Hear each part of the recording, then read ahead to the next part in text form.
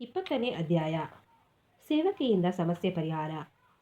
ಈ ಅಧ್ಯಾಯದಲ್ಲಿ ಕಾಕಾ ಸಾಹೇಬರು ಸೇವಕಿಯಿಂದ ದಾಸಗಣು ಮಹಾರಾಜ ಅವರ ಸಮಸ್ಯೆ ಹೇಗೆ ಪರಿಹರಿಸಲ್ಪಟ್ಟಿತು ಎಂಬುದನ್ನು ಹೇಮಾಡ ಪಂತರು ವಿವರಿಸುತ್ತಾರೆ. ಶಿರಡಿಯ ಸಾಯಿ ದೇವರು ಮೊದಲು ನಿರಾಕಾರರಾಗಿದ್ದರು. ಭಕ್ತರಿಗೋಸ್ಕರ ಆಕಾರವನ್ನು ತಾಳಿದರು. ಮಾಯೆಯ ಸಹಾಯದಿಂದ ಈ ಪ್ರಪಂಚವೆಂಬ ನಾಟಕದಲ್ಲಿ ನಟರಾಗಿ ಅಭಿನಯಿಸಿದರು. ಆದುದರಿಂದ ನಾವು ಸಾಯಿ ಸ್ಮರಣೆ ಮಾಡೋಣ. ಶಿರಡಿಗೆ ಹೋಗಿ ಅಲ್ಲಿಯ ಮಧ್ಯಾಹ್ನದ ಆರತಿಯನ್ನು ನೋಡೋಣ. ಸಾಯಿಬಾಬಾ ಅವರ ಆರತಿಯಾದ ನಂತರ ಮಸೀದಿಯ ಜಗುಲಿ ಕೋಣೆಯಲ್ಲಿ ಕೂತುಕೊಂಡು ದಯಾಪೂರಿತರಾಗಿ ಭಕ್ತರಿಗೆ ಉಡಿಯನ್ನು ಕೊಡುತ್ತಿದ್ದರು. ಭಕ್ತರೂ ಸಹ ಅಂತೆಯೇ ಪ್ರೀತಿ ಮತ್ತು ಭಕ್ತಿಯಿಂದ ಬಾಬಾ ಅವರ ಚರಣಾರವಿಂದಗಳಿಗೆ ನಮಸ್ಕರಿಸಿ ಉಡಿಯನ್ನು ಪಡೆಯುತ್ತಿದ್ದರು. ಭಕ್ತರ ಮೇಲಿನ ಅವರ ಪ್ರೀತಿಗೆ ಮಿತಿ ಎಂದಿರಲಿಲ್ಲ. ಅವರು ಭಕ್ತರನ್ನು ಕುರಿತು, ಓ ಬಾಪು, ಊಟಕ್ಕೆ ಹೋಗು, ಅಣ್ಣ ನೀನು ಮನೆಗೆ ಹೋಗು, ಬಾಪು ನೀನು ಆನಂದದಿಂದ ಊಟ ಮಾಡಿ ಬಾ ಎಂದು ಹೇಳುತ್ತಿದ್ದರು. ಪ್ರತಿಯೊಬ್ಬ ಭಕ್ತರನ್ನು ಬಾಬಾ ಸ್ವತಃ ಆಧರಿಸುತ್ತಿದ್ದರು. ಈಶಾವಾಸ್ಯೋಪನಿಷತ್.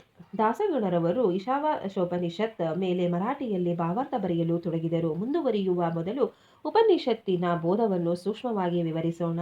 ಈಶಾವಾಸ್ಯೋಪನಿಷತ್ ಮಂತ್ರೋಪನಿಷತ್ ಎಂದು ಕರೆಯಬಹುದು, ಏಕೆಂದರೆ ಇದರಲ್ಲಿ ವೇದ ಸಂಹಿತೆಗಳೆಲ್ಲವೂ ಅಡಗಿವೆ. ಇದು ಎಲ್ಲ ಗ್ರಂಥಗಳಿಗಿಂತಲೂ ಶ್ರೇಷ್ಠವಾದದ್ದು. ಈಶಾವಾಸ್ಯೋಪನಿಷತ್ತಿನಲ್ಲಿರುವ ಸತ್ಯಾಂಶಗಳ ಟೀಕೆಗಳೇ ಇನ್ನುಳಿದ ಉಪನಿಷತ್ತುಗಳು. ಉದಾಹರಣೆಗಾಗಿ ಹೇಳುವುದಾದರೆ ಅತಿದೊಡ್ಡ ಬೃಹದಾರಣ್ಯಕ ಉಪನಿಷತ್. ಈಶಾವಾಸ್ಯೋಪನಿಷತ್ತಿನ ಟೀಕಾ ವ್ಯಾಖ್ಯಾನವೇನೆಂದು ಪಂಡಿತ ಸಂತವಾಳೆಕಾರ ಅವರು ಹೇಳಿರುತ್ತಾರೆ. ಪ್ರೊಫೆಸರ್ ರಾನಾಡೆಯವರ ಪ್ರಕಾರ ಈಶಾವಾಸ್ಯೋಪನಿಷತ್ತು ಸಣ್ಣ ಗ್ರಂಥವಾದರೂ ಅದರಲ್ಲಿ ಅಮೂಲ್ಯವಾದ ಅನೇಕ ನೀತಿಗಳಿವೆ. ಅದರಲ್ಲಿರುವ 18 ಶ್ಲೋಕಗಳಲ್ಲಿ ಅಮೂಲ್ಯವಾದ ಆತ್ಮದ ಗೂಢ ವಿವರಣೆಯು ದುಃಖ ಮಾತುಮೋಹದ ಮಧ್ಯೆ ನಿಶ್ಚಲವಾಗಿ ನಿಂತಿರಬಲ್ಲ ಆದರ್ಶ ಯೋಗಿಯ ವರ್ಣನೆಯು, ಕರ್ಮಯೋಗ ತತ್ವವು, ಕಡೆಯದಾಗಿ ಜ್ಞಾನ ಮತ್ತು ಕರ್ಮದ ಪರಸ್ಪರ ಸಂಧಾನವು ಪ್ರತಿಪಾದಿತವಾಗಿದೆ. ಜ್ಞಾನ ಮತ್ತು ಕರ್ಮದ ನ್ಯಾಯ ರೀತಿಯ ಸಂಯೋಗವು ಅವುಗಳ ಉದಾತ್ತವಾದ ಏಕೀಕರಣಕ್ಕೆ ಅತ್ಯವಶ್ಯಕವಾದದ್ದು ಎಂಬುದೇ ಉಪನಿಷತ್ತಿನ ಮೂಲದಲ್ಲಿರುವ ಅಮೂಲ್ಯ ಸಂದೇಶ. ಬೇರೆ ವಿಧದಲ್ಲಿ ಹೇಳುವುದಾದರೆ ಈಶಾವಾಸ್ಯೋಪನಿಷತ್ತಿನ ಶ್ಲೋಕಗಳು ನೀತಿಯ, ಆಧ್ಯಾತ್ಮ ವಿದ್ಯೆಯ ಮತ್ತು ಬ್ರಹ್ಮಜ್ಞಾನದ ಮಿಶ್ರಣವೆಂದು ಹೇಳಬಹುದು. ಈ ಒಂದು ಸಂಕ್ಷಿಪ್ತ ಪರಿಚಯದಿಂದಲೇ ಉಪನಿಷತ್ತನ್ನು ದೇಶಿ ಭಾಷೆಗೆ ಭಾಷಾಂತರ ಮಾಡುವುದು ಎಷ್ಟು ಕಷ್ಟವೆಂಬುದನ್ನು ನಾವು ಊಹಿಸಬಹುದು. ದಾಸಗಣು ಅವರು ಪ್ರತಿದಿನ ಶ್ಲೋಕವನ್ನು ಮರಾಠಿಗೆ ಭಾಷಾಂತರ ಮಾಡಿದರು. ಆದರೂ ಅವರಿಗೆ ತೃಪ್ತಿಯಾಗಲಿಲ್ಲ. ಈ ರೀತಿ ಅತೃಪ್ತಿಯಿಂದ ತಮ್ಮ ಅನುಮಾನಗಳನ್ನು ಹೋಗಲಾಡಿಸಿಕೊಳ್ಳಲು ಅನೇಕರನ್ನು ವಿಚಾರಿಸಿದರು. ಯಾರಿಂದಲೂ ಅವರ ಅನುಮಾನಗಳ ಪರಿಹಾರವಾಗದೆ ಅವು ಹಾಗೆಯೇ ಉಳಿದುಕೊಂಡು ಅವರನ್ನು ಮತ್ತಷ್ಟು ಅತೃಪ್ತನಾಗಿ ಮಾಡಿದವು. ಗುರುವಿನಿಂದಲೇ ಪರಿಹಾರ ಸಾಧ್ಯ. ಈಶಾವಾಸ್ಯೋಪನಿಷತ್ತು ಎಲ್ಲ ವೇದಗಳ ಆಗರವಾಗಿರುತ್ತದೆ.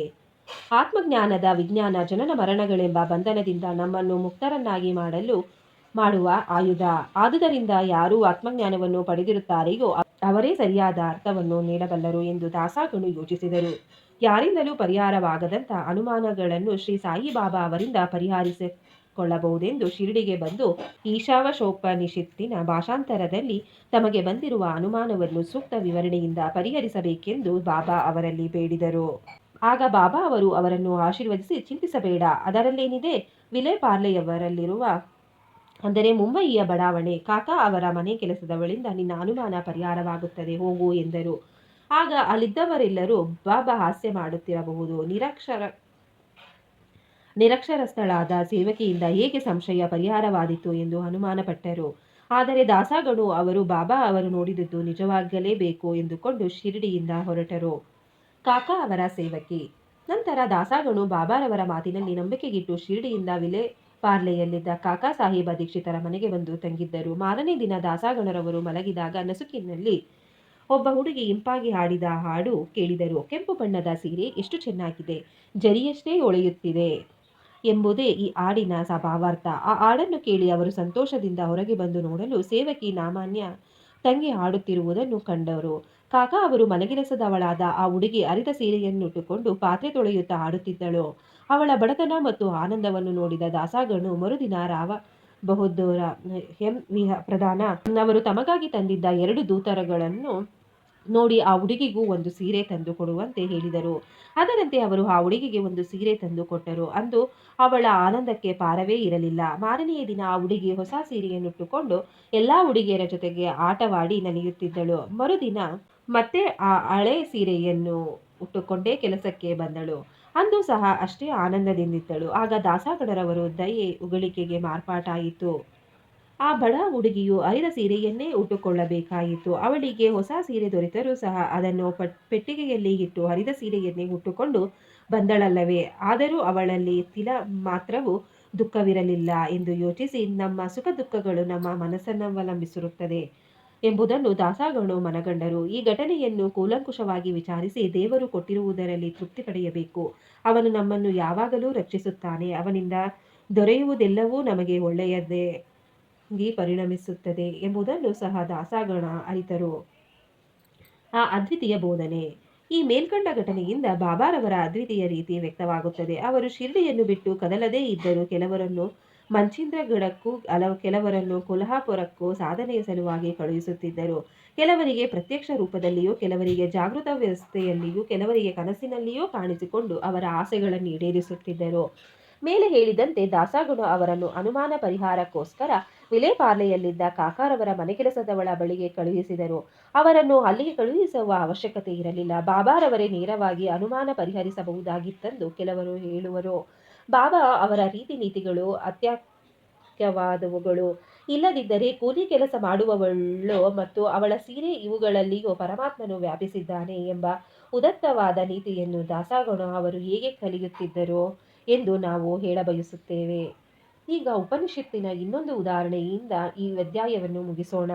ನೀತಿ ತತ್ವಗಳ ಬೋಧನೆಯೇ ಈಶಾವಾಸ್ಯೋಪನಿಷತ್ತಿನ ಮುಖ್ಯ ಭಾವ. ಅದರಲ್ಲಿರುವ ಆಧ್ಯಾತ್ಮಿಕ ಜ್ಞಾನದ ಆಧಾರದಿಂದ ಈ ನೀತಿ ತತ್ವಗಳು ಹುಟ್ಟಿಕೊಂಡಿವೆ. ಉಪನಿಷತ್ತಿನ ಮೊದಲ ವಾಕ್ಯದಲ್ಲಿಯೇ ಪರಮಾತ್ಮನು ಸರ್ವವ್ಯಾಪಿ ಎಂದು ಹೇಳಲಾಗಿದೆ. ದೇವರು ಸರ್ವವ್ಯಾಪಿ. ಅವನು ದಯಾಪಾಲಿಸುವುದೆಲ್ಲವೂ ನಮಗೆ ಒಳ್ಳೆಯದೇ. ಅವನು ಕೊಟ್ಟಿರುವುದರಲ್ಲಿ ತೃಪ್ತಿ ಪಡಬೇಕು ಎಂಬ ನೀತಿ ತತ್ವ ಅಡಗಿದೆ. ಈ ಉಪನಿಷತ್ತಿನಲ್ಲಿ ಶಾಸ್ತ್ರಗಳಲ್ಲಿ ಹೇಳಿರುವಂತೆ ಮಾನವನು ತನ್ನ ಕರ್ಮವನ್ನು ತಾನು ಮಾಡಬೇಕು, ಕರ್ಮಭ್ರಷ್ಟನಾಗಬಾರದು ಎಂಬುದು ನೀತಿ. ಸೋಮಾರಿತನವು ಉಪನಿಷತ್ತಿನ ಪ್ರಕಾರ ಆತ್ಮವನ್ನು ಕೊರೆಯುವ ರೋಗ. ಉಪನಿಷತ್ತು ಮುಂದುವರೆದು, ಯಾರು ತಮ್ಮ ಆತ್ಮದಲ್ಲಿ ಸಕಲ ಜೀವರಾಶಿಗಳನ್ನು ನೋಡಬಲ್ಲರೋ ಮತ್ತು ಜೀವರಾಶಿಗಳಲ್ಲಿ ಆತ್ಮವನ್ನು ಕಾಣಬಲ್ಲರೋ ಅಂಥವರು ಬುದ್ಧಿಗೇಡಿತನದಿಂದ ನರಳಲಾದೀತೆ ಎಂದು ಕೇಳಿದೆ. ಯಾವಾಗ ನಾವು ಸಕಲ ಜೀವರಾಶಿಗಳಲ್ಲಿ ಆತ್ಮವನ್ನು ನೋಡಲಾರೆವೋ ಆಗ ಅಜ್ಞಾನ, ದುಃಖ ಮತ್ತು ಅಸಹ್ಯತೆ ಉಂಟಾಗುತ್ತವೆ.